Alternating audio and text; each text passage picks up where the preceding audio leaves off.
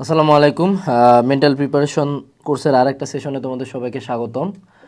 আজকের এই সেশনে একটা খুব ইজি প্রবলেম নিয়ে কথা বলবো। আমি এটাকে ইজি বলি কারণ আমি জানি না মানুষজন এটা নিয়ে এত স্ট্রাগল করে কেন। সেটা হলো গ্যাপ ফিল আপ করবো কেমনে। সো আমি একটা বয়সে টিউশনি করাইতাম। তো টিউশনি করাইতে যায় যেই কথাটা প্রায় প্রায় শুনতাম যে ভাই আমার অনেক পড়া বাকি, এই মোমেন্টে কী করব, এত পড়া বাকি কীভাবে শেষ হবে। এবং এই কথাটা অনলাইনে অনেকে জিজ্ঞেস করে যে ভাই আমার এত পড়া বাকি, আমি এখন কী করবো, এত পড়া বাকি আমি এখন কী করবো। এই জিনিসগুলো শুনতে শুনতে অ্যাট সাম পয়েন্ট আমি ফাকড ফিল করি যে আসলে প্রবলেমটা কোন জায়গায়।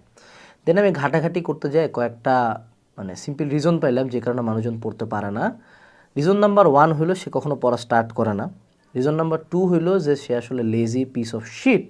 এবং রিজন নাম্বার 3 হলো তার পড়া সাইজ দেখে ভয় লাগে। তো 3টা প্রবলেমের সলিউশন নিয়ে আজকের এই জায়গায় কথা হবে।